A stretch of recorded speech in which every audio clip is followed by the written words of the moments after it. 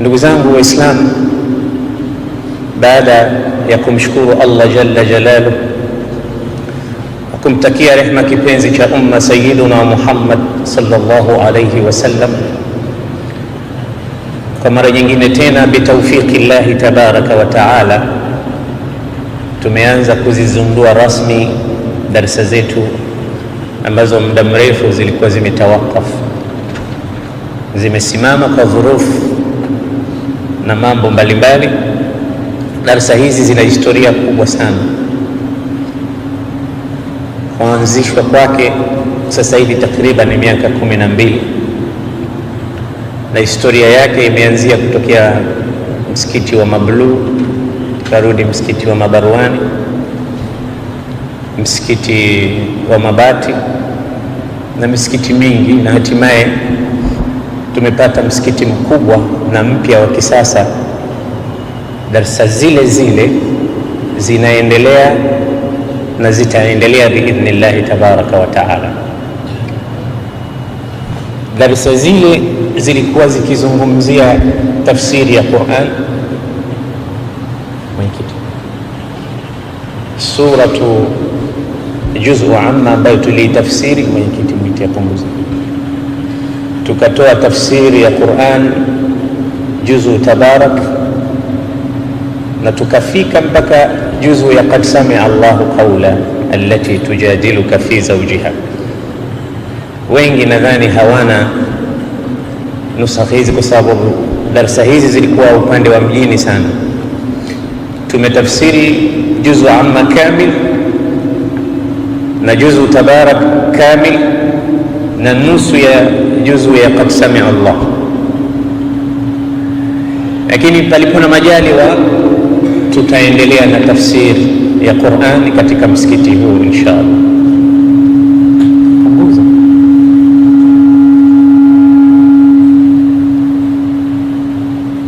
Na nia vile vile ya darsa hizi ni kuirenew subject ya qasasul anbiya ambayo muda mrefu vile vile imechukua. Kuna baadhi ya kopi ambazo hatunazo katika mikono yetu. Nakumbuka tulikuwa tukizihifadhi katika kanda, na sasa hivi kutokea kuingia hizi CD nuskha nyingi sana zimepotea. Kutokana na umuhimu wa qasasul anbiya, tutafanyia marudio baadhi ya historia hizo kwa ajili ya faida ya umma. Hivi visa vya mitume vimeleta athari kubwa sana katika jamii, na ni wengi sana waliobadilika mwendo na tabia na maisha kupitia qasasul anbiya. Kwa hiyo darasa hii ni nzito sana, na hakuna budi vile vile kuirudia ili kuamsha na kuleta ari zaidi katika kulisukuma gurudumu la dini kwa faida ya ummati Muhammad sallallahu alayhi wasallam. Vile vile tutasoma somo la tatu Mungu akijalia, ambalo somo hili litakuwa ni makhsus katika somo la tazkiyatun nufus, kuzitahirisha na kuzitakasa nyoyo. Binadamu ni moyo. Bwana Mtume sallallahu alaihi wasallam anasema, inna fil jasadi mudghah idha salahat salaha aljismu kullu. Katika mwili wa mwanadamu kuna kinofu ambacho kikiwa kizuri hicho, basi mwili wake mzima utakuwa mzuri. Wa idha fasadat fasada aljismu kullu, na kinofu hicho kikiwa kibaya mwili mzima unakuwa mbaya. Ala wa hiya alqalbu, kinofu hicho ndio moyo. Na baada ya hapo tutakuwa tumekamilisha masomo matatu: qasasul anbiya na tafsiri ya Qur'an na zakatun nafs. Kwa leo biidhnillahi tabaraka wa taala turudi katika bidayatul khalq. Hii ndo subject yetu ya mwanzo kabisa, tukiwa tunaanzia nayo darsa yetu ya leo. Kulikuwa na nini kabla ya kuumbwa dunia? Hapa kuna ibra kubwa sana Na kwa kila mtu mwenye akili timamu, hapa kuna masala yanatisha, yana haiba, ambayo mara moja humpelekea mwanadamu kuufahamu utukufu wa Mwenyezi Mungu Jalla Jalaluhu. Hivi sisi tukikaa tufikirie huko kabla Mungu hajaumba mbingu na ardhi kulikuwa nini, na kabla hajaumba kalamu na arshi kulikuwa nini, na mara nyingine fikra huenda mbali kuliko hapo. Mtu akakaa akauliza, hata huyu Mungu kwani alitoka wapi? Na ndio maana Mtume alikataza akasema, tafakkaru fi khalqillah wala tatafakkaru fillah, pekueni viumbe wa Mungu alivyoviumba Mwenyezi Mungu, lakini msianze kumpekua Mungu. Anatoka wapi? Kwani ilikuwa kuwaje hasa kukawa na Mungu? Fikra zinaweza kupanda, mtu akaanza kujichanganya mwenyewe, kwa sababu ukimchanganya, ukimpekua Mungu utakufuru mwisho, kwa sababu hizi akili zetu Mwenyezi Mungu ameziumba kwamba zinashindwa kumdirika Mwenyezi Mungu Subhanahu wa Ta'ala, haziwezi kwenda zaidi ya hapo. Zikienda zaidi ya hapo tumeangamia. Ndio maana katika Qur'ani Allah anasema, la tudrikuhu al-absar wa huwa yudriku al-absar wa huwa al-latif al-khabir. Macho hawezi kumdirika, hata nyoyo haziwezi kumdirika, hata hisia haziwezi kumdirika Allah, lakini kuna haki ya kufikiria katika makhluqatillah, na ni ibada. Ile mtu kukaa akafikiria dunia ilianzaje ikawaje, ni ibada. Allah anasema katika suratu Ali Imran, inna fi khalqis samawati wal ardi wa ikhtilafil layli wan nahari la ayatin li ulil albab. Hii kuna aya, kuna miujiza, ibada kwa watu wenye akili, kufikiria mbingu, ardhi, miti, maji, mimea, upepo, harakati za mwanadamu. La ayatin li ulil albab. Man hum ulul albab? alladhina yadhkuruna Allaha qiyaman wa qu'udan wa ala junubihim. Sasa tukizungumzia kuhusu uumbaji wa Mwenyezi Mungu na dunia yake, huwa tunaitafuta asili yetu, tunaitafuta historia yetu.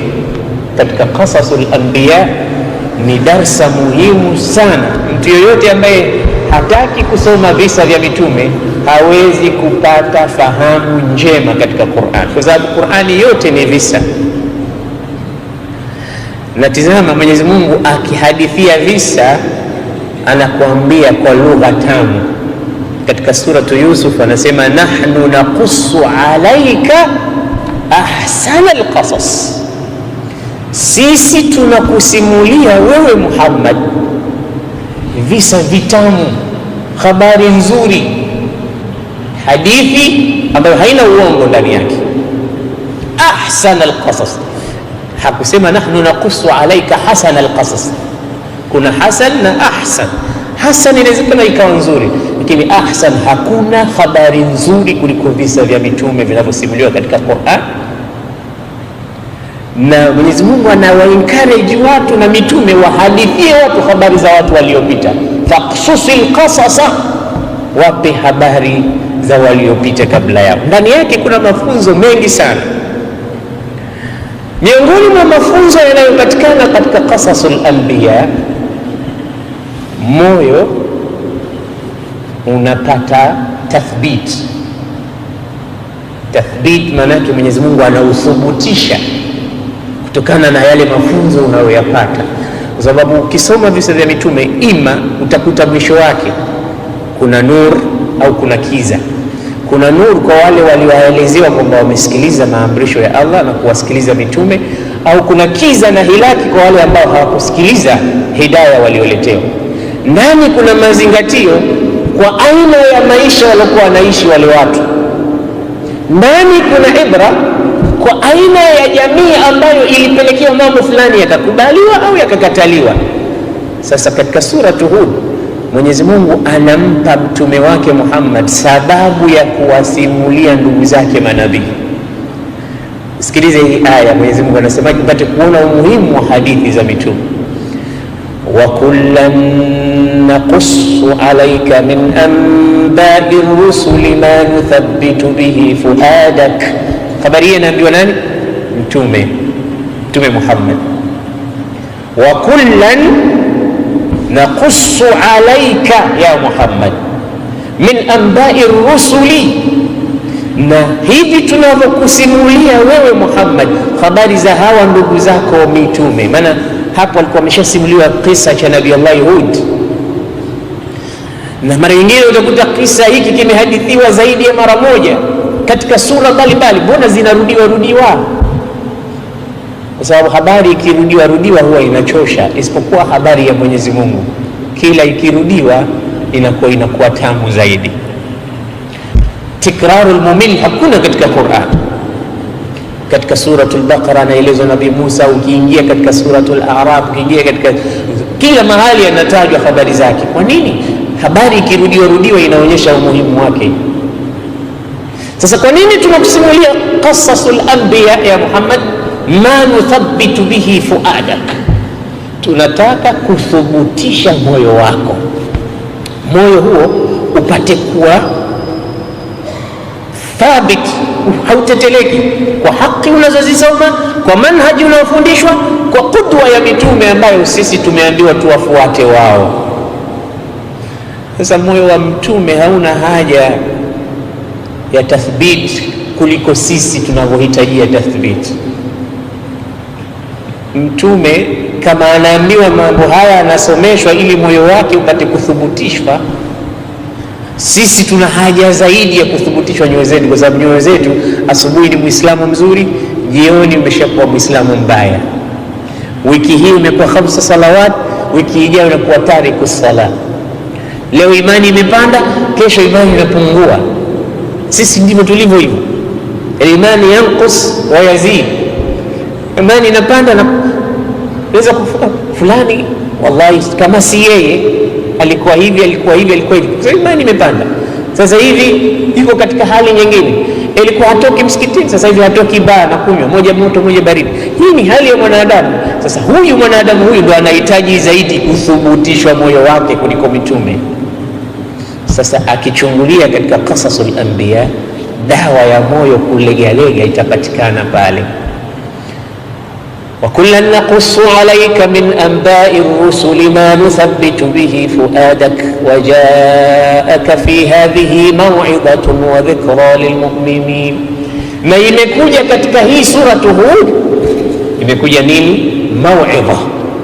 Ndani ya visa kuna maw'idha, wa dhikra, ndani ya visa kuna ukumbusho kwa wale waliokuwa ni waumini. Sasa ndugu zangu,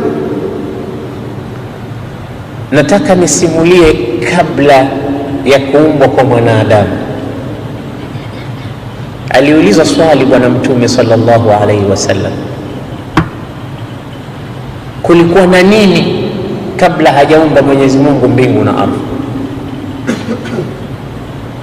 Bali mmoja alimuuliza, ya Rasulullah, aina kana rabbuna qabla an yakhluqa as-samawati wal ardh? Tazama hili swali ambalo wengi tunajiuliza, kumbe Mtume aliwahi kuulizwa na sahaba zake. Hadith sahihi anasimulia Imam Ahmad ibn Hanbal, anasema watu wa Yemen, na yuko bwana mmoja pia aliwahi kumuuliza, ya Rasulullah, ewe Mtume, aina kana rabbuna qabla an yakhluqa as-samawati wal ardh, Mola wetu alikuwa wapi kabla ya kuumba mbingu na ardhi?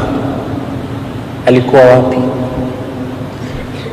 Na ni juu ya mwalimu kusherehesha yale anayoulizwa na wanafunzi wake kwa njia nzuri. Anataka kujua. Sasa ukinyanyua shingo unaona mbingu na ardhi iko chini yako na miti na kila kitu, na tunaambiwa Mwenyezi Mungu yuko katika ufalme wake, na tukiomba tunaelekeza mikono yetu huko mbinguni, tukiashiria kwamba Mungu yuko huko, na tukiashiria kwamba Mwenyezi Mungu Subhanahu wa Ta'ala yuko katika aliyaihi wa adhamati. Japokuwa elimu ya tauhid na kuambia hakuna mahali ambapo Mwenyezi Mungu yuko specific kwamba Mungu yuko hapa, yuko kila mahali, Allah yuko. Sasa swali linakuja, aina kana Allahu qabla an yakhluqa as-samawati wal, alikuwa wapi kabla ya kuumba mbingu na ardhi alikuwa wapi? Ni masala hatari.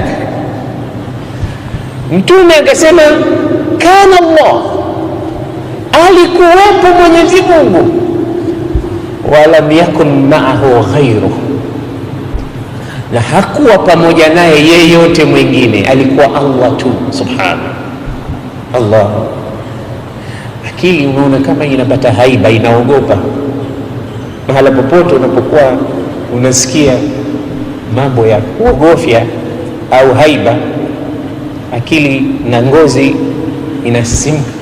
Kana Allah walam yakun ma'ahu ghayru, Mungu alikuwepo na hakukuwa na kitu chochote pamoja naye. Hii hadithi sahihi.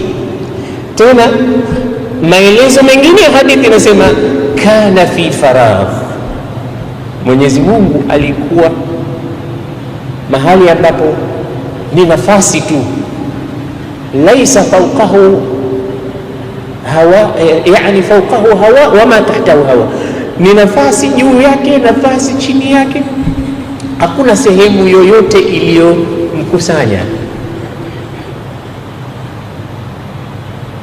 Hivi ndivyo ilivyokuwa mwanzo.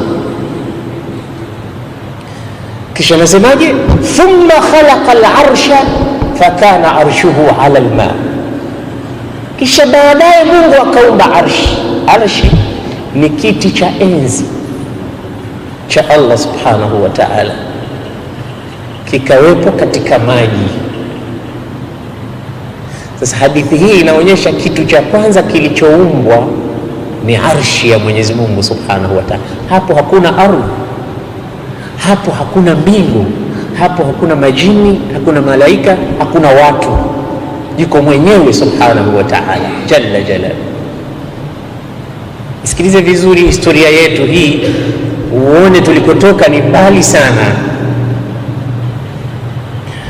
Ulama at-tauhid wanasema kana Allahu wala makan qabla an yakhluqa al-makan, Mwenyezi Mungu alikuwepo kabla kuwepo mahali, yeye yupo.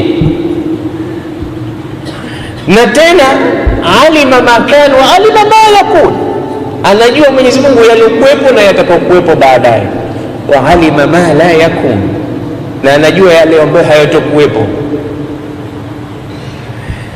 Hii sifa yake kwamba la awwala la wala akhira la, hana mwanzo. Mwenyezi Mungu hana mwanzo wa kwamba ndo ilianza hivi ikatokezea ndo akawepo Allah. Hana mwanzo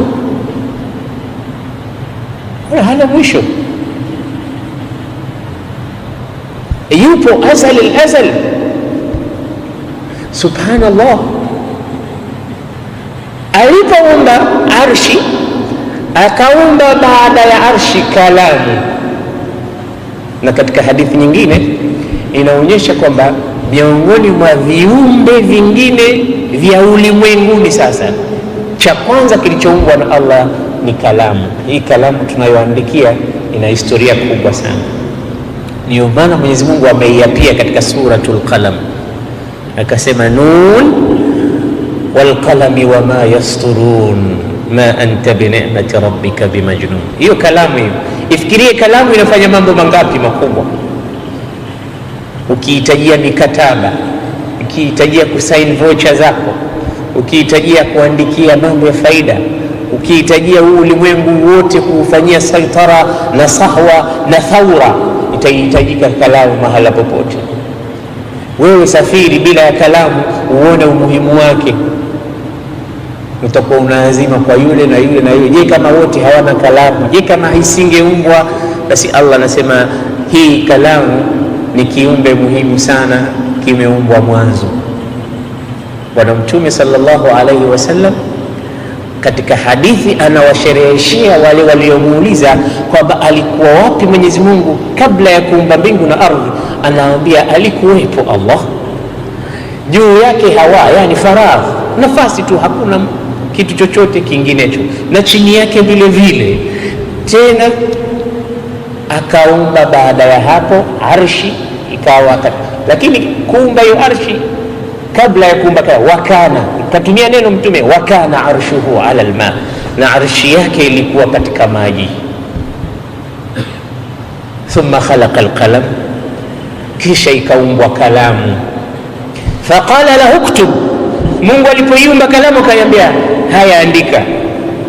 Fajara, ikapita inaandika kalamu, ma yakunu wama sayakunu ila an taquma saa, yatakao kuwepo, habari zote, faili zote za maisha yetu, riziki zetu, kila kitu chetu kikaandikwa na kalamu ile mpaka siku ya Kiyama. Kisha baada ya kuumba kalamu ikaumbwa lauhun mahfudh. Hivi ndio viumbe vya mwanzo kuumbwa, kabla ya majini na kabla ya binadamu. Baada ya kuumbwa lauhul mahfudh na kuumbwa na kalamu, Bwana Mtume anatuhadithia sasa zile siku, Jumamosi, Jumapili, Jumatatu na kitu gani. Hadithi zote ni sahihi, sinaqil hadith dhaif. Bwana Mtume anasema, Sayyidina Abi Hurairah anasema, akhadha Rasulullah biyadi, siku moja Mtume alinikamata mkono akaniambia, laqad khalaqa Allahu yawma as-sabt turba, khalaqa Allahu turbata fi yawmi as-sabt. Ana muhadithia nani? Abu Hurairah. Sema Mwenyezi Mungu ameumba mchanga siku ya Jumamosi. Wa khalaqa al-jibala fi yawmi al-ahad, akaumba majabali siku ya Jumapili. Hizi siku na kila kitu chake. Khalaqa turba ndo mchanga, fi yawmi as-sabt, katika siku ya Jumapili khalaqa al-jibal, wa fi yawmi al-ithnain khalaqa ash-shajar, siku ya Jumatatu Mwenyezi Mungu akaumba miti. Wa fi yawmi ath-thulatha khalaqa al-makruh, siku ya Jumanne kama leo yakaumbwa makruh. Makruh manake vitu vyenye kuchukiza, yani maradhi, chochote kinachochukiza kimeumbwa siku ya Jumanne.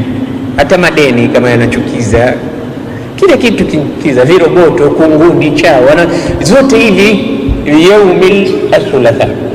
Wa khalaqa fi yawmi al-arbi'a an-nur, siku ya Jumatano Mwenyezi Mungu akaumba nur. Wa fi yawmi al-khamis batha fihi ad-dawab, siku ya Alhamisi vikaenezwa vile viumbe vilivyoumbwa. Wa fi yawmi al-jum'a ba'da asri yawmi al-jum'a khuliqa Adam, siku ya Ijumaa baada ya alasiri akhir saa ndio akaumbwa Mtume Adam, ambaye ni baba yetu sisi sote. Ni babangu mimi ninayezungumza na wewe unayenisikiliza na wale wengine wote. Hivi hakuna haja ya kujua baba yetu anatoka wapi, ilikuwa kuaje? Ndio maana umuhimu wa hivi visa vya mitume unakupeleka wewe katika asili yako, na mtu anapojijua huwa hawilimbukeni, kwa sababu anajua mipaka yake, anajua material aliyoumbiwa nini. Hawezi akasimama akamwambia wenzake, nitakutaifisha wewe unanijua mie nani, kwa sababu yeye anajijua. Watu wote wanaowahadid na kuwachallenge wenzao wakawaonyeshia nini, wakajiona kama wao wametoka katika sayari nyingine, wao hawafahamu nini historia yao, hawafahamu wanatoka wapi, kwa sababu rahimallahu rajulan arafa makanahu wa qadrahu fawaqafa inda. Mungu siku zote anampenda mtu ambaye anajijua cheo chake, anajijua mipaka yake, na anakwenda kusimama pale pale katika mipaka yake ambayo ameandikiwa na Allah jalla jalaluhu. Lakini unaona mwanadamu anachukua mpaka nguvu za Mungu, anachukua mpaka sifa zake, anachukua mpaka yale mambo ambayo Mungu amejisifu nayo, anayachukua yeye. Yule mwanadamu huyo amesahau, hajajua historia yake wala hajajua anatoka wapi. Ni sawasawa na yule mshairi wa Lebanoni aliposema, ataitu walakinnani lastu adri min aina ataitu wa basurtu amami tariqan famashaitu, nimekuja lakini sijui natoka wapi, nimeona tu, nimejionea tu mbele yangu kuna njia, mimi nikakamata. Kaifa, niliona vipi? Lastu adri, sijui. Walimadha lastu adri, na kwa nini sijui? Lastu adri, pia sijui kwa nini sijui. Kuna mtu anaishi hajui. Ukimuuliza hajui kwa nini, pia hajui kwa nini hajui kwa nini. Basi binadamu anatakiwa ajue, kwa sababu kitu cha kwanza Allah anasema fa'lam, jua, tambua, kuwa na elimu. Na kuwa na elimu muhimu ni kujijua wewe unatoka wapi na umekuja hapa kufanya nini na kwa lengo gani. Hizi zote ni bidayatul khalq, ni mwanzo wa maumbaji ya Allah. Ndo baadaye tukaona khalaqal ardha fi yawmayn wa alqa fiha rawasi wa qaddara aqwataha. Tunasoma katika Qur'ani, akaumba ardhi, akaumba majabali, akayaweka majabali katika ardhi, ikawa nini na bihar na kila kitu. Hivi vitu vikaumbwa, baadaye wakaumbwa malaika. Malaika wakaumbwa kutokamana na material ya nur, na kabla ya kuumbwa binadamu ameumbwa jini. Na maana majini waliumbwa kabla yetu sisi, wao walikuja mbele. Na kwa hakika majini walikuwa wanaishi katika ardhi hii kabla ya wanadamu. Wao ndo wakazi wa mwanzo ambao Mwenyezi Mungu aliwaeka katika kaukab al-ardhiya, wakatumwa wafanye ibada. Lakini wao hawakufanya ibada, walizusha vurugu na ufisadi, wakauana, wakapigana. Fa arsala Allahu ilayhim junudan min almalaika, Mwenyezi Mungu akawatumia majeshi ya malaika. Fataraduhum wa qataluhum ila jazairi albihar. Hadithi ya Mtume inasema majini walikuja kupata adhabu ya kupigwa vita na malaika, wakafukuzwa mpaka katika visiwa, katika fukwe za bahari. Mpaka leo sehemu hizo ndo sehemu kuu ambazo majini wanapenda kuishi mpaka leo. Na hadithi ya Mtume inaeleza wazi kwamba Ibilisi ana kiti chake baharini. Hawa watu wake wanaokuja huku kutupoteza sisi, baadaye wanapeleka takrir, report huko kwa bwana wao waliokuwa juu ya kiti chake kule, leo nimempoteza fulani, leo nimempoteza fulani. Kila mmoja anapeleka hasilatul yawm au hasadil yawm, report ya siku hii. Sasa majini japokuwa huku wanafika tuliko sisi na sehemu nyingine, lakini makanu raisi, mahala pakubwa ambapo wanapenda kuishi katika bahari, katika visiwa, katika fukwe za bahari, kwa sababu walifukuzwa katika ardhi na malaika baada ya kuzusha ufisadi na kumaasi Mwenyezi Mungu, wakaenda katika shawatiul bihar. Kwa hiyo inaonyesha wazi kwamba malaika na majini wao waliumbwa kabla yetu sisi.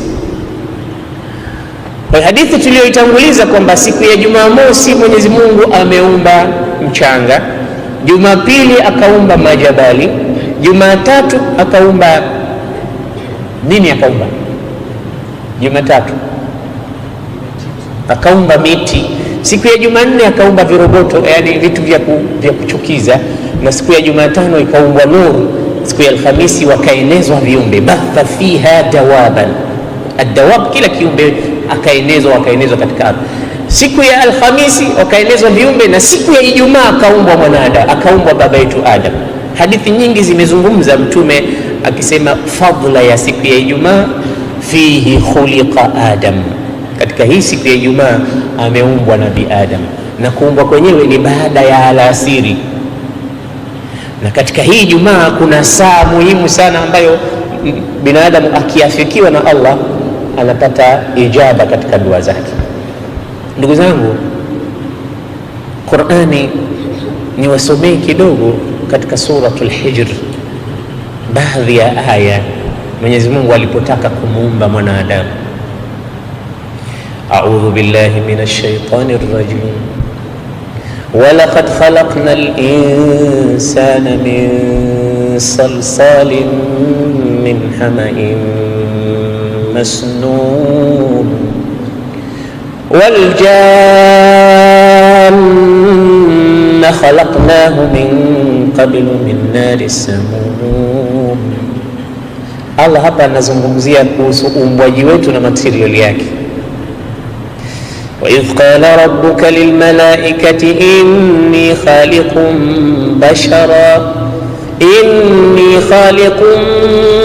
basharan min salsalin min hama'in masnun فإذا سويته ونفخت فيه من روحي فقعوا له ساجدين فسجد الملائكة كلهم أجمعون إلا إبليس أبى أن يكون مع الساجدين قال يا إبليس ما لك ألا تكون مع الساجدين قال لم أكن لأسجد لبشر خلقته من صلصال من حمأ مسنون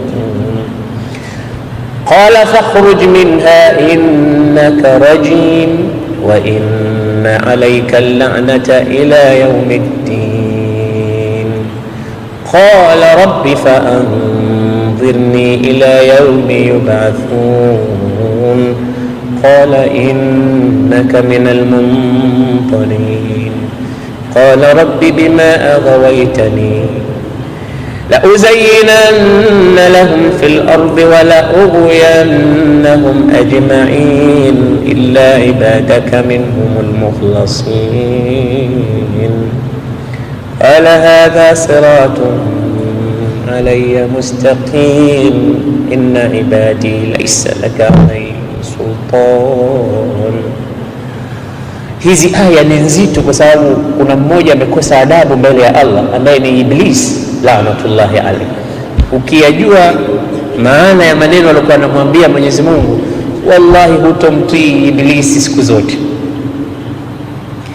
Subhanallah, Mwenyezi Mungu alipotaka kumuumba baba yetu Adam alimtuma Sayyidina Jibril akamwambia nenda katika ardhi wa'tini biturba qit'atan min al-ardh uridu an akhluqa minha Adam, nataka kumuumba Adam.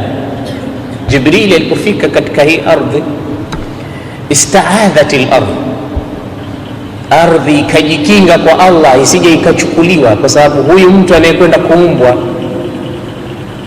atakwenda kufanya mambo ya kufanya mbele ya Allah, atamkosea Allah na pengine Mungu kwa hasira zake atamtupa motoni. Sasa ni mimi ardhi nimetengezwa kutokana na huyu mtu. Ardhi ikalia sana, ikamwambia Jibril, a'udhu billahi minka, najikinga kwa Allah kutokamana na wewe, usije ukanichukua, sitaki usinichukue. A'udhu billahi minka, najikinga kwa Allah kutokamana nawe. Jibril akarudi kwa Allah akamwambia, ya Rabbi ista'adhat, ardhi imejikinga, imeniambia a'udhu billahi minka. Mwenyezi Mungu akamtuma Israfil. Baadaye Israfil akajibiwa vile vile na ardhi. Mwenyezi Mungu akamtuma Mikail, akaambiwa vile vile na ardhi. Mwenyezi Mungu akamtuma malakul maut Israil. Israil alipofika katika ardhi akamwambia a'udhu billahi mink, na Israil kaambia ardhi, wa ana a'udhu billahi an arji'a ila Allah biduni turba, hata mimi najikinga kwa Mungu nisije nikarudi kwake mikono mitupu. Wewe unajikinga kwa Mungu nisije nikakuchukua, na mimi najikinga kwa Mungu nisije nikaenda kwake mikono mitupu. Mungu amenituma alafu niende sifru liyadai, haitakuwaje? Akakataa malakul maut, akachukua ardhi. Tena sio ardhi moja, alichukua kila mahali, sehemu sehemu. Hadithi ya Mtume inasema rufi'a ilayhi, Mwenyezi Mungu alipelekewa turba min jamii al-amakin, min shatta al-amakin, katika sehemu mbalimbali za ardhi. Ndio maana wanadamu wamekuja aina mbalimbali. Fajaa minhum al-aswad wal-ahmar was-sa'al wal-hazan wal-khabith wat-tayyib. Ndio maana ya ukakuta sisi hatuko sawa, kuna weupe na weusi na wekundu, kuna waovu na wema, na kuna wengine tabia mbalimbali, mmoja mpole, mmoja mkali, mmoja sahali, mmoja laini. Hii ni according to zile parts za ardhi zilivyochukuliwa na malakul maut. Hapa kachukua hii, hapa kachukua hii, hapa. Sasa waliochukuliwa pale wamekuwa wakali, waliochukuliwa kule wamekuwa wapole, waliochukuliwa kule ni wekundu, waliochukuliwa kule ni weusi. Hizi tabaka zote akapelekewa jalla jalaluhu, kauchukua mchanga. Ni mchanga ule, mchanga ukatiwa maji. Sasa mchanga ukitiwa maji unakuwa tini, ndo fabulla turab fasara tinan. Mchanga wa kawaida unakuwa vumbi, lakini ukitiwa maji unaanza kuitwa kitu kinaitwa tini. Ndio maana ukisoma Qur'ani kila aya utakuta inamsifu mwanadamu alivyoumbwa. Huku utasikia kaumbwa na udongo, kule utasikia mchanga, hapa utasikia hama'in masnun, kule utasikia min salsalin, kila aina na ndo marahil za mchanga ule. Kwa hiyo mchanga ukitiwa maji unakuwa tini, ukishaanza kufinyangwa unaanza kunata, ile ina kunatanata na kamatana ndio inaitwa tini lazim. Halafu ndio inakuja ikikauka ule mchanga kama wa kutengezea viungu, kikauka ndio inaitwa hama'in masnun, kwa sababu ukigonga hivi inatoa sauti. Sasa na Adam hivyo hivyo marahil, alifika mahali ni timthal, kigongwa hivi inatoa sauti, ndio inaitwa hama'in masnun. Masnun yani musawwar, sababu Mungu alipoletewa mchanga alimuumba Adam kwa mikono yake miwili. Allah subhanahu wa ta'ala hatumithilishi na mwanadamu. Taban tukisema Mwenyezi Mungu ni vile mwenyewe alivyo, usema Mungu ana mikono, Mungu ana nini, yaliku bijalali, anajua mwenyewe mikono iko vipi, anajua mwenyewe, sisi hatujui, na hatujamuona Allah subhanahu wa ta'ala. Kwa hiyo yeye anatuhadithia ndio katika Qur'an, bima khalaqtu biyadai, kwa nini umekataa kusujudia nilichokiumba kwa mikono yangu miwili? Kwa hiyo ule mchanga ulivyoletwa mwenyewe Mwenyezi Mungu subhanahu wa ta'ala akafanya timthal, akafanya shakli, baada ya kutiwa maji ukawa tini, ukafinyangwa, akatengeza sura ya mwanadamu. Ni sanamu tu likawekwa huko muda ambao anajua mwenyewe Mwenyezi Mungu, tena muda mrefu umepita. Lile sanamu ambaye ni Nabii Adam liko pale, alitaharaka, aliguswa na mtu. Ndio hii sifa imetajwa katika suratul Dahr, hal ata ala al-insani hinun min ad-dahri lam yakun shay'an madhkura. Kila mmoja anakwenda na shughuli zake, wala hashughuliki ni kitu gani. Ndio hal ata, je, hazikumpitia mwanadamu miaka, zama, wakati mrefu, hakuwa ni kitu chenye kutajika, hakuwa ni kitu chenye kutambulika. Kila mmoja katika wale malaika wanapita, hii ndo nini, ni kitu gani hiki Mungu anataka kutengeza? Imeandikwa pale, halina roho, sanamu lile halina kitu chochote kingine, ni timthali. Baadaye udongo ukishakuwa muda mrefu unapiga weusi, kisha kauka, unaona unatoa rangi nyeusi na kutoa sauti. Sasa akina Ibilisi walikuwa tayari. Ibilisi historia yake yeye ni katika majini, sio katika malaika. Na baada ya hawa majini kufukuzwa katika ardhi, huyu alikuwa mdogo na yeye alikuwa mcha Mungu mwema, akachukuliwa na malaika, yeye akalelewa mbinguni pamoja na malaika. Kwa hiyo wao walikuwa katika kuzunguka kwao, wakiona ile timthali, wakipiga mateke, inatoa sauti, wanaanza kuulizana ni kitu gani hichi? Malaika anasema liyakhluqa Allahu ma yasha, Mungu aumbe atakacho kuumba, lakini lan yakhluqa makhluqan a'lam wa akrama minna, hatoumba Mwenyezi Mungu kiumbe mjuzi na mwenye kuelewa mambo na mbora kuliko sisi malaika. Katika suratul Baqara kumetokea hiwarun hadi as-samawi, ni nzuri sana unaposikia Mungu anazungumza na malaika wake. wa idh qala rabbuka lilmalaikati inni ja'ilun fil ardi khalifa, aliwaambia mimi nataka kumpeleka katika ile dunia khalifa. Khalifa manake mtawala, lakini atakayekuja baada. Kama unaposoma historia ya bwana mtume ambayo tutaisoma inshallah baada ya qasasul anbiya. Lengo letu tunataka tusome mpaka daulatul amawiyya, daulatul abbasiyya, tufike daulatul uthmaniyya. Na daulatul uthmaniyya haiko mbali, ilianguka mwaka 1924, Ottoman Empire unaita. Mwaka 1924, 2023 itakuwa miaka 100, wataselebrate wa Turuki kuanzia kudondoka dola ya Kiislamu ya mwisho ambayo iliangushwa na mtu mmoja akiitwa Mustafa Kemal Ataturk. Hii ni muhimu sana kuifahamu katika dini, kwa sababu tunajua tumetoka wapi. Inshallah tumuombe Mungu tupate uzima tufikie huko kote. Sayyiduna Adam kuumbwa kwake, kwanza Mwenyezi Mungu anawaambia malaika, nataka kumpeleka kiumbe mtawala, kiongozi katika ile dunia. Malaika walimuuliza, ya Rabb, atajalu fiha man yufsidu fiha wa yasfiku dima, unataka kumpeleka katika dunia hiyo kiumbe ambaye atamwaga damu, kiumbe ambaye atafanya ufisadi? Walijuaje kama sisi tutafanya ufisadi? Na tujiulize, huo ufisadi kweli tunafanya? Naam, ufisadi mkubwa tunafanya katika hii dunia. Damu kweli zinamwagwa? Wallahi, tahaddath anha wala haraj.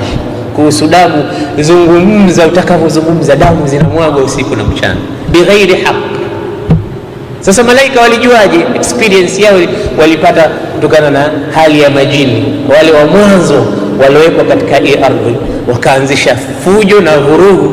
Sasa malaika wanajiuliza, ya Rabbi, umemuumba jini umempeleka katika ardhi akafanya ibada, akakuasi, akafanya vurugu, na mwisho ikawa damu zimemwagika. Lakini sasa unampeleka huyu mwanadamu ambaye yeye inaonyesha ni kiumbe dhaifu. Walikuwa wanajua udhaifu wetu mapema. Sababu gani? Katika ile zunguka yao waliona katika tumbo lake kuna nafasi, kuna jauf. Manake ukitizama ndani unaona katika mdomo mpaka kupitia katika sehemu ya haja. Roho ndo hamna, lakini nafasi hii ipo. Yani Mungu alimtengeza ati huyu binadamu akawa kama vile sanamu tunavyoona, na ikawa kuna jauf. Sasa hii jauf iliwapelekea wao kupata kujua kwamba hadha khalqun lam yatamalak, huyu kiumbe hatakuwa na nguvu, yani atakuwa dhaifu. Na ndio maana Ibilisi alikuwa akitumbukia katika mdomo, akiingia ndani kisha akitoka na huko nyuma, kisha akicheza ndani ya ule mwili wa mwanadamu. Kisha wenzake malaika walikumwambia, msije mkastaajabu kiumbe hiki kikawa bora kuliko sisi. Ibilisi aliwahi kusema, akasema, wallahi la in sullitu alayhi la uhlikanna, mimi nikifanywa bora kuliko huyu nitamnyanyasa, nitamwangamiza. Wala in sullita alayya la asiyanna, na kama yeye ndo atafanywa bora kuliko mimi nitamuasi, nitakataa. Haiwezekani huyo kiumbe kuwa bora kuliko mimi. Kwa hiyo uadui wetu sisi na Ibilisi ni uadui kwanza, hata roho haijatiwa. Alikuwa fikra hizo anazo katika moyo wake, anasema nikiwa mimi bora ninammaliza huyu, na akiwa yeye bora nitamuasi. Basi Mwenyezi Mungu Subhanahu wa Ta'ala akawaambia, baada ya kuambia nataka kumleta kiumbe ambaye hatakuwa ni mtawala, anaiendesha, hii ni mudirul ardh, kila kitu lazima kiwe kinaendeshwa, anasimamia mambo ya haki, anasimamia uadilifu, anasimamia na mambo yaende kwa nidhamu katika hii dunia. Adam, qalu atajalu fiha man yufsidu fiha wa yasfiku dima, unapeleka katika ardhi atakayefanya ufisadi na umwagaji wa damu. Wa nahnu nusabbihu bihamdika wa nuqaddisu lak, kwani nini ya Rabb? Kama ni kuabudiwa ndiko unakotaka, sisi tunakuabudu usiku na mchana, tunakutakasa. Sasa huu kiumbe unataka kumpeleka kule kwa ajili ya nini? Kama ni ibada, sisi tunaifanya ibada. Allah aliwaambiaje? Qala inni a'lamu ma la ta'lamun, ninachokijua mimi nyinyi hamukijui. Ndio kisa cha kutumwa malaika achukue qita'atun min al-ardh Na kweli Mwenyezi Mungu akapelekewa malakul mauti. Aliposimama mbele ya Allah na mchanga wake mkononi, akamuuliza madha qalat laka al-ard, ardhi imekwambia nini ulipokwenda? Wa huwa a'lam. Na Mwenyezi Mungu anauliza wakati anajua. Malakul mauti akasema ista'adhat, ardhi ilikataa ikajikinga. Na mimi nikamwambia na mimi pia astaidhu billah, na mimi pia najikinga kurudi kwa. Kwa nini nasema limadha lam tarhama, mbona hukuisikitikia kama wenzako walivyosikitika? Nasema liannani alimtu anna tanfidha amrika awjab min qawliha, mimi nilitambua kwamba kutekeleza amri yako ya Rabb ni wajibu zaidi kuliko kuisikiliza kauli yake ardhi. Kwa hiyo haikunitisha mimi hata kusema a'udhu billahi mink. Allah akasema basi wewe ndo umefit kwenda kutoa roho za wanadamu. Huyo atatutembelea sote siku moja. Msisahau kwamba huyo ndo amepewa jukumu hilo la kutoa roho zetu. Sijui ni kesho, sijui ni kesho kutwa, lakini atakuja siku moja. Atagonga mlango, ataingia, utamuona. Ya Rabb, tujalie akhiri ya umri wetu tumuone malakul maut katika sura nzuri. Maana ukimwona katika sura nzuri ni bishara kwamba wewe unaondoka vizuri. Ya ayyatuhan nafsul mutmainna irji'i ila rabbiki radiyatan mardiyah fadkhuli fi ibadi wadkhuli jannati. Mungu anasema utakapoambiwa maneno hayo, wewe minal faizin, ewe roho nzuri, toka kwa sahali na Mungu ameradhi, amekuwa radhi nawe. Kwa hiyo wewe ndio utakayekuwa malakun muwakkalun biqabdi arwahi alibad, malaika ambaye umewakilishwa kuzitoa zile roho za waja. Maana Mwenyezi Mungu ana ile system kwamba rajulun munasib fi almakan almunasib au rajul munasib fi almakan almunasib, mtu afaaye katika zoezi lifaalo. Hii ni utaratibu ambao kila mahali lazima uwepo. Sio kila mtu tu anapewa kazi. Mbona hakumwambia Jibril wewe ndio utatoa roho za watu wote, wakati Jibril ndio malaika mwenye nguvu? Bwana Mtume alipomhadithia sahaba kuhadithia umbo la Jibril, anasema Jibril ana 600 janah, ana mbawa 600. Mbawa 600, anasema ma baina janahin ila janahin kama baina as-samai wal ardh, kutoka ubawa mpaka ubawa mwingine ni kama kutoka mbingu mpaka mbingu nyingine, kutoka samain ila samain ukhra. Kwa nini yeye sichukue roho hizo? Na vile vile wewe ukitaka mambo yako yaende, kila mmoja mpime anaweza kufanya jukumu gani, mpime anaweza. Na hivi ndivyo alivyofanya Mtume Muhammad sallallahu alaihi wasallam. Siku alipowakusanya masahaba akawauliza tufanye nini ili tuitane katika swala kabla ya adhan. Mmoja akasema tugonge kengele, wengine akasema la, ni kujifananisha na Nasara, wengine akasema tuwashe moto, la, ni sawa sana kujifananisha na Majusi. Tufanyeje?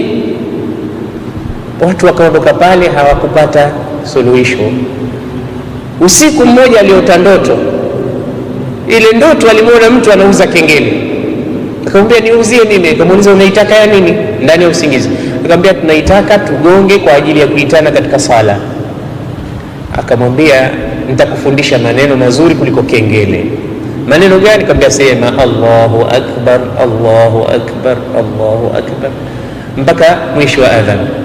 Akazindukana alfajiri, akaenda kwa Mtume, akamwambia Rasulullah, nimeota usingizini yupo mtu anauza kengele. Nilipomwambia niuzie, akaniuliza kwa nini? Nikamwambia kwa ajili ya kuitana katika sala. Akanifundisha maneno haya. Mtume akasema innaha la ru'ya haqq, hiyo ndoto uliyoiota ni ndoto ya kweli. Sasa ilikuwa mafurudhi amwambie yule mtu wewe ndio utakuwa muadhini maneno haya, lakini alimwambia la qum allimha bilalan innahu anda minka saw, kamfundishe yule pale Bilal maneno hayo. Hakuambiwa yeye aliyoyaota, kapewa mtu mwingine Bilal ibn Rabah, na mpaka leo amepata sharaf baina ya watu walikuwa wamemzunguka mtume. Utakuta watu mbalimbali, Makuraishi walikuwepo, Mafursi walikuwepo, watu kutoka Asia walikuwepo, na watu kutoka Afrika walikuwepo. Mungu alimchagulia bwana mtume watu wa kumzunguka, na sisi kutoka Afrika ilikuwa ni watu ambao tulichaguliwa kwa ajili ya kupeperusha bendera ya la ilaha illa Allah Muhammad Rasulullah katika manabir. Allahu akbar, Allahu akbar, muadhdhin Rasulillah sallallahu. Hatuwezi kwenda kusali kabla hajapeperusha bendera hiyo Sayyidina Bilal. Sharaf kubwa mno, kubwa. Watu wengine wanasema mbona hakuna mtume hata mmoja Mwafrika? Ni watu wengi wanarudiza swali, na maana yeye anataka wawepo mitume wa Afrika, lakini usikie mitume walikuwa wengi mabani Israeli, wengine walikuwa Waarabu, akiusikii mtume wa Afrika mmoja. Anauliza, na ili swali ni sualul qadim, kwamba anataka kusema labda Mungu amewasahau wa Afrika. Mungu atapata faida gani kwa wasahau watu fulani? Na kwa nini unasema umesahauliwa? Na kwa nini wewe utatala katika society uone kwamba hili jambo hili naona kama kuna matatizo fulani? Kwa nini nakuja fikra kama hizo? Subhanallah, Sayyiduna Muhammad sallallahu alayhi wasallam alitufundisha katika mtiririko wa mafunzo. Qur'an inasema wala tatamannau ma faddala Allahu ba'dakum ala ba'd. Muislamu asiwe na tabia ya kutaka kitu ambacho Mungu amempa mwenzake. Hizi sio katika tabia za Kiislamu, kwamba kwa nini mimi sikupata kitu fulani, kwa nini mimi sijapata kitu fulani. Usiwe na tabia ya kutamani kile alichopewa mwenzako. Hii ni tabia moja katika tabia mbaya, kwa sababu hupelekea mpaka mtu akadharau kile alichopewa yeye na Mwenyezi Mungu, kwamba kama Mungu ananipenda kweli, mie angenipa baskeli kama aliyopewa yule, au akanipa shamba kama la yule bwana, au akanipa gari kama lake yule, au angalau nikawa na nyumba kama yake, ndio angalau tungekuwa tunaona Mungu amefanya uadilifu. Hii tunatupeleka mahali pabaya. Na wewe unajua kipi alichokupa Mwenyezi Mungu? Umehesabu yote neema alizokupa Allah mpaka ukafika mahali ukaona kwamba kuna baadhi ya vitu umenyimwa? Halafu Mtume alitufundisha kwamba kupewa vile vile sio dalili ya kupendwa, wala kunyimwa sio dalili ya kuchukiwa. Halafu pia katika mazingira mengine ndio wanachuoni hekima wasema a'taka fa haramaka, haramaka fa a'taka. Unaweza kuona mtu amepewa kumbe ndo amenyimwa, na unaweza kuona mtu amenyimwa kumbe ndo amepewa. Hii ni falsafa. Vipi maneno haya? Uchambuzi wake unataka darsa kamili. Kwa sababu gani?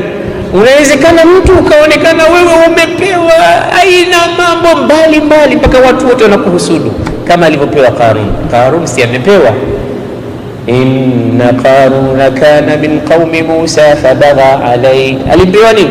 wa atainahu min alkunuzi ma inna mafatihahu latanu bil usbati ulil quwwa.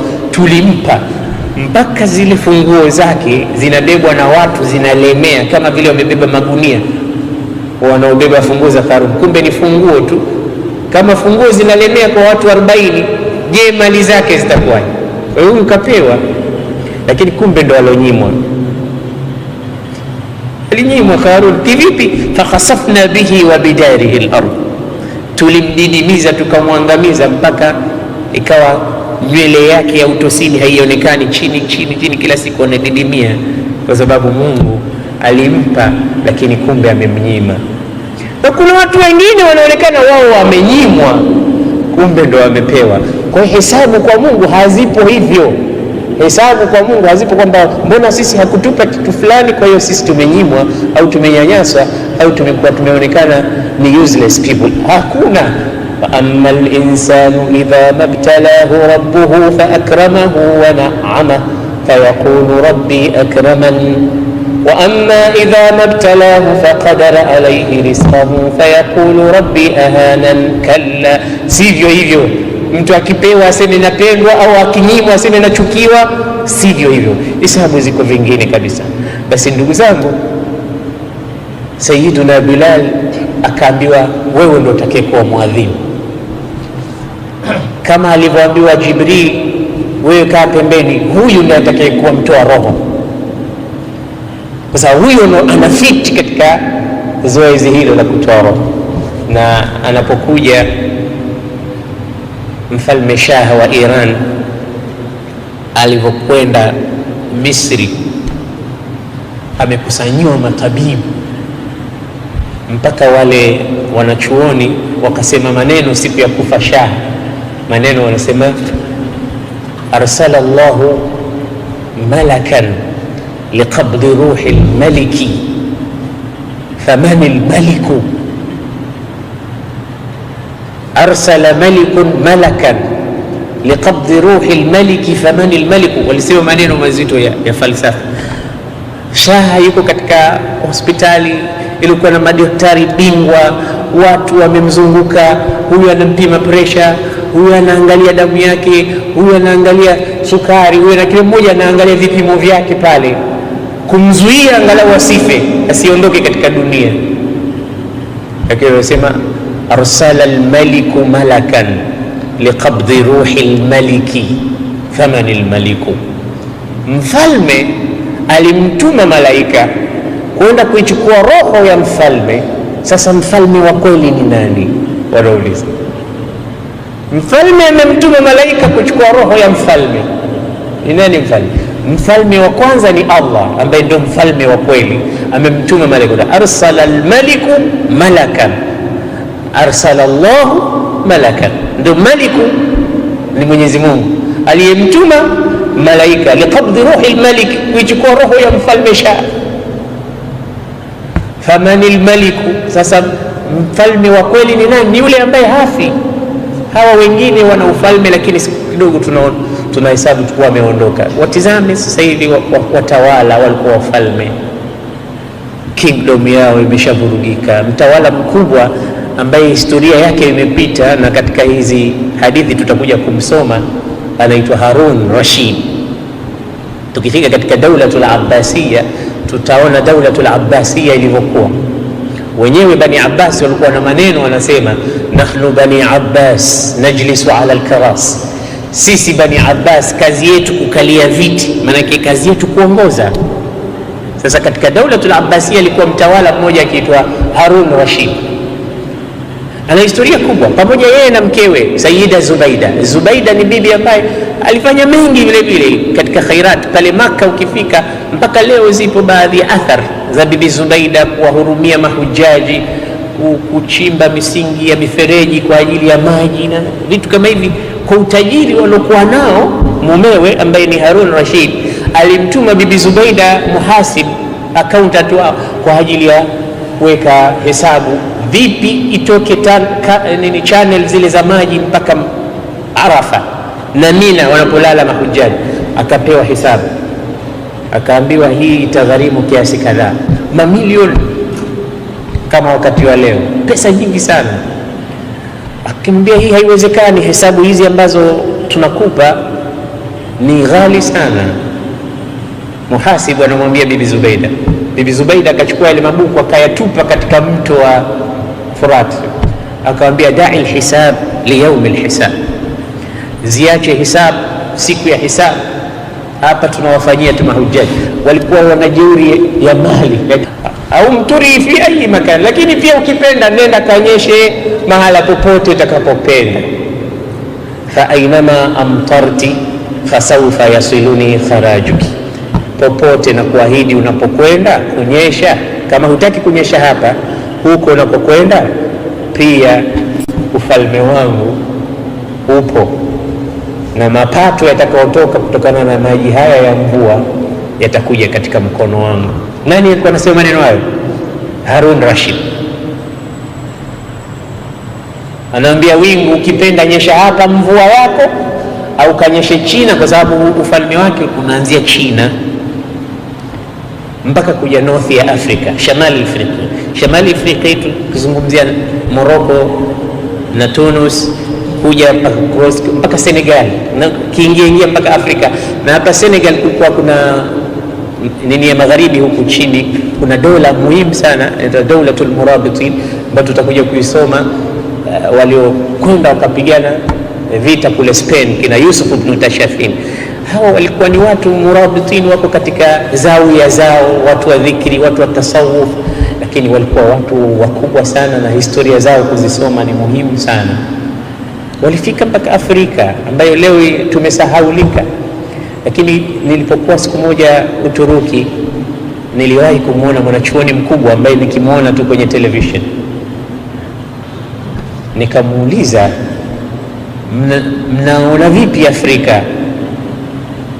Yeye ndo mkurugenzi wa ile mambo ya research za Kiislamu katika ilmu al-ajinna, anaitwa Sheikh Abdul Aziz, anatokezea sana katika channel ya Iqra. Nikamuuliza, mnaonaje mtizamo wenu kama ulama wakubwa kuhusu Afrika?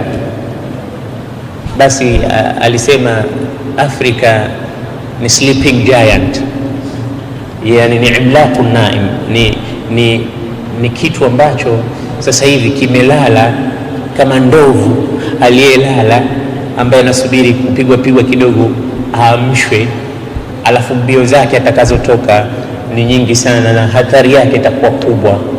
Wanasema tuna mategemeo makubwa sana kuhusu Afrika, sahawa, mwamko, dini. Na kweli ukija ukipeleleza sana, ukienda nchi za wenzetu, dini yote iko Afrika.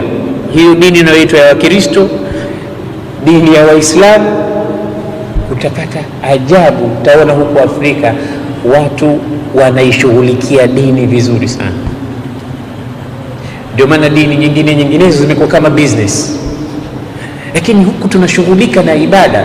Wewe utaenda nchi za Kiarabu mathalan, baadhi, sio zote, utakuta akhlaq za watu waliokuwepo pale ni kitu cha ajabu. Wakati Mtume alikuwa anaishi hapa, ile namna ya kuongea na watu tu inakuwa balaa. Watu hawajui kuongea, subhanallah, hawajui kuwa na tabia zile alizokuwa nazo Bwana Mtume Muhammad sallallahu alaihi wasallam.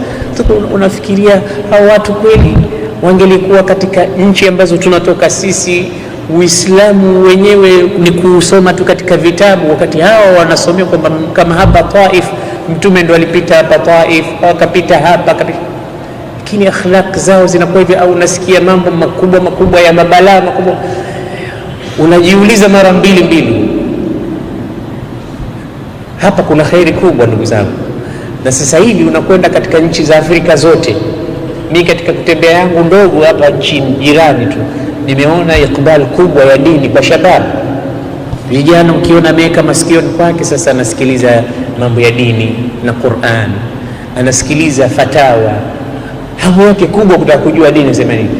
Tena mambo ya starehe ya vilabu vya pombe na nini, watu wamechoka, havina maana, kuna faida. Misikitini vijana wanajaa sasa hivi, watu wanafanya mwamko mkubwa katika mambo ya dini, na hilo ndio baki. Na mimi nakuhakikishieni ndugu zangu kwamba hawa vijana wanaokwenda kulewa wakalala huko, kuna siku watachoka, watarudi katika misikiti. Wanawake wanaokwenda uchi, mapaja wazi, makwapa wazi, iko siku watachoka, watavaa hijab. Hizi starehe wanazoziona wanazipapia zitawachokesha, siku moja watarudi mahala pao palipokuwa pasahihi. Lakini inatakiwa ifanywe kazi ya da'wa ya ukumbusho, na kazi ya da'wa kubwa ni kukumbusha sisi tulitoka wapi.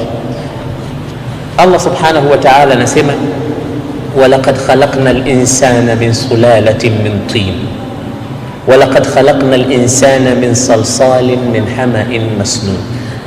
Ule udongo alipofinyanga Allah akaumba timthali ya Nabii Adam, ikabadilika rangi mpaka ikawa nyeusi.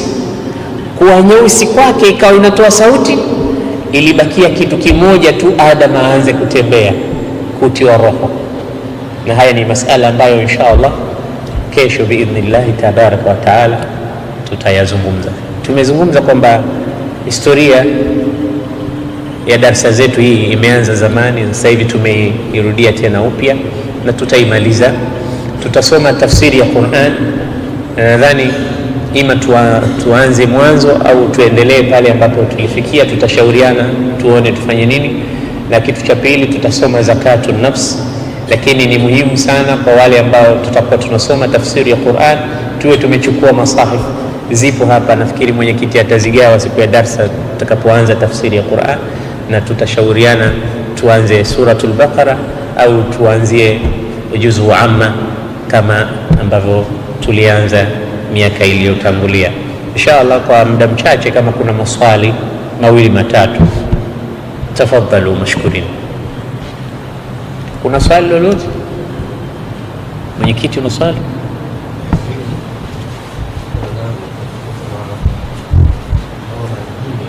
Naam.